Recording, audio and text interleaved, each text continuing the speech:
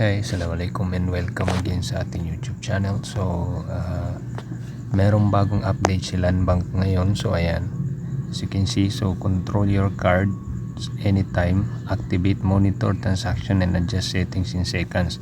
So, ito yung new. What is new is ito yung bago sa kanila, sa Landbank. So, ito yung update nila. So, ngayon, susubukan natin i-control yung mga cards natin. So, skip this.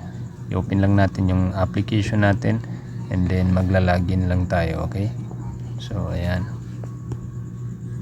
Okay, so ayan. Then dito tayo sa more.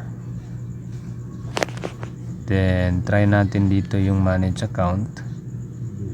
Okay, so ayan, as you can see, ito yung manage account natin. So dati wala ito. So as you can see, meron na siyang ATM cards and then credit cards. So ngayon, halimbawa yung itong ATM cards natin, ayan, okay.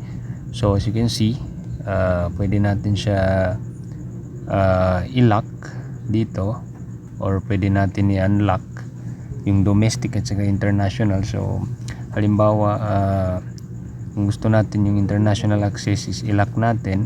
So malalak yan siya, guys, ayan. So i-lock lang natin. Okay, so as you can see, nakalock na yan. Ibig sabihin, hindi natin magagamit yung card natin sa ibang bansa. Okay, and then yung domestic naman is within the Philippines. So pag i-lock natin yan, ayan. Okay, so ayan, nakalock yan lahat. So ibig sabihin, hindi na natin ma-access yung ating Landbank account. So hindi natin siya pwede magamit online, at saka hindi na tayo pwede mag-withdraw. So ito yung kagandahan niya, guys, kasi pag nakalock natin yan, halimbawa nawala yung ating ATM card or di kaya naiwan yung wallet natin, and then kinakailangan natin siya i-lock. So napakadali, guys. Punta lang tayo sa ating application ng Landbank, and then ganun lang yung gawin natin. Okay, so ito yung bagong update. So napakaganda nito, guys, kasi makakatulong ito sa atin para ma-secure yung ating account.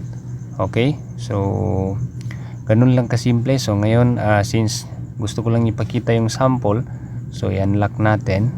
Pwede natin siya i-unlock anytime, anywhere, basta may internet lang tayo. Okay, so ayan, i-unlock natin since gusto ko lang ipakita yung sample. So ayan, okay, unlock lang natin ulit. So ayan, as you can see, pwede na natin siya gamitin sa pagbili ng mga item or di kaya mag-withdraw ng pera, kasi naka-unlock na siya. So hindi na siya naka-lock.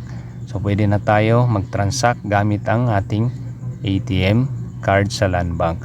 Okay, so ganun lang kasimple. So I hope nakatulong ito sa inyo. Thanks for watching, and don't forget to subscribe to Amr TV for the latest videos na aking upload. Shukran and wassalam.